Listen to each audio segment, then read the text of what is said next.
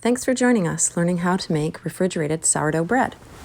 To inquire about our recipe, purchasing 3 linen couche, and our starter, please contact us through our Facebook site, Alderlane Farmhouse Bakery. To start from scratch, use Mrs. L sourdough starter flakes. If you follow the instructions one day at a time, these are the results you should get. By day 3, you should be looking at good bubbles.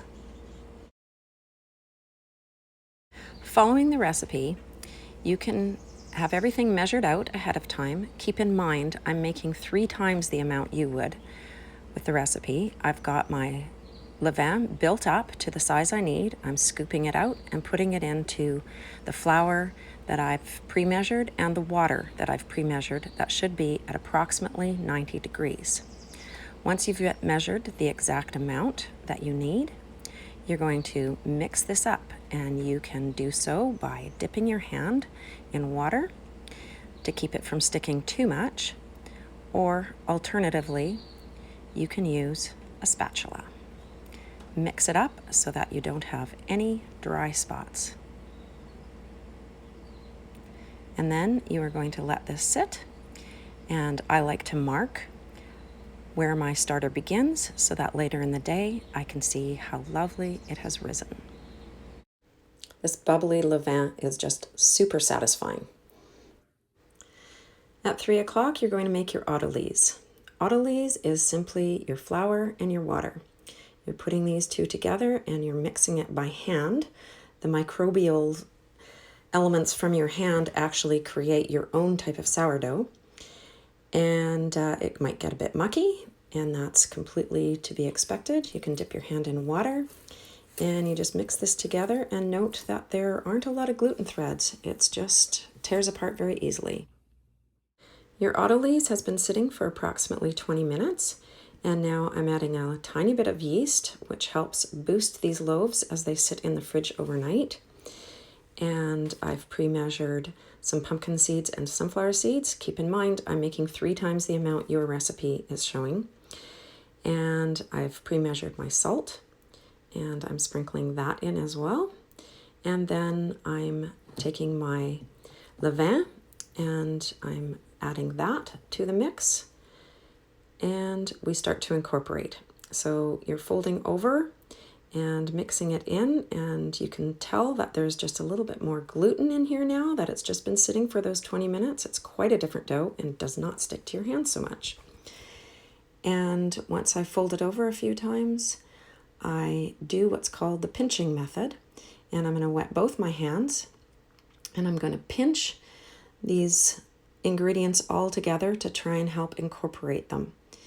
And I'm going to do that pinching and folding, alternating about 3 times before I allow this dough to rest again for approximately 20 minutes.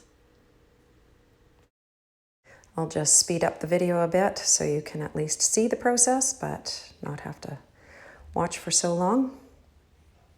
I don't actually work that fast. Sourdough is not a fast process. That is the thing to keep in mind, but keep to your weights, your temperatures, and your time, and you should have success.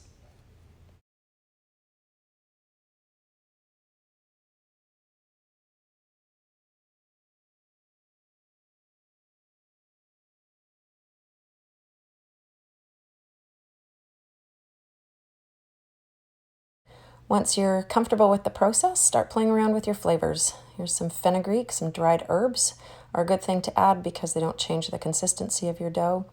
Here's some wheat berries that I took 3 days to sprout, and my husband's favorite, raisin bread, which adds some sweetness to your sourdough. Sourdough is a process, not so much a flavor, but for those who have some adverse feelings about the sour in sourdough, certainly raisin bread is a nice alternative. So it's 4 o'clock and I'm doing my first stretch and fold. And so we're going to stretch and fold this approximately 8 to 10 times until you feel resistance from your dough that it doesn't want to stretch anymore, and you're trying not to tear it. So listen to your dough. Feel free to dip your fingers, your hands into the water, and Just keep on doing your stretch and fold, and you're going to do this process about every 20 minutes. You just want to extend it over about an hour and a half of time before you leave it for its final rest. So approximately every 20 minutes, whatever works for your time schedule, and you're doing it 3 times.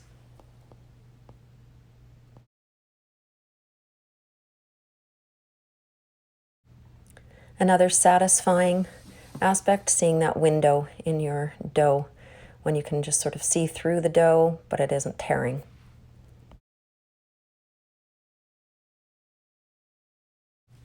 Okay, it's time to shape your loaves. It's 8 o'clock in the evening. I use a little bit of flour on my dough and that line to make the cut a little easier so my dough scraper does not stick to the dough. And I'm making nice sharp cuts, trying to be very decisive, but sometimes I'm a little short, so I add a little bit more.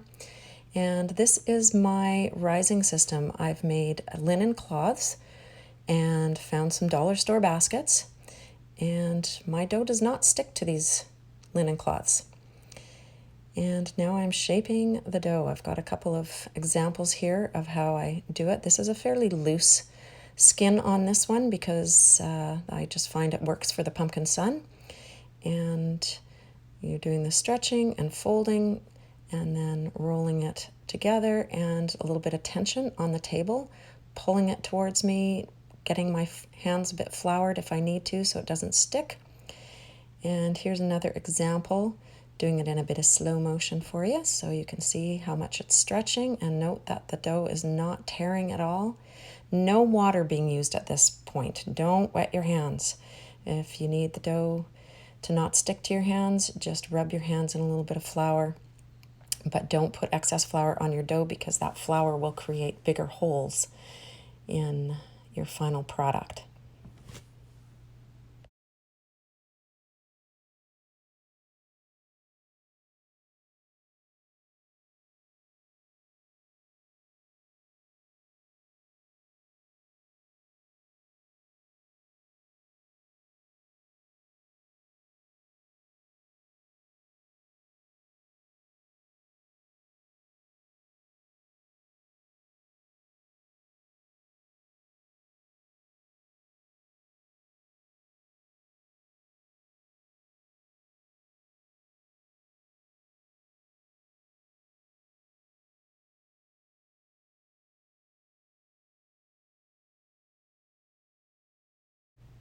Bread is covered with a bag and put in the fridge for the night, and we'll see it in the morning.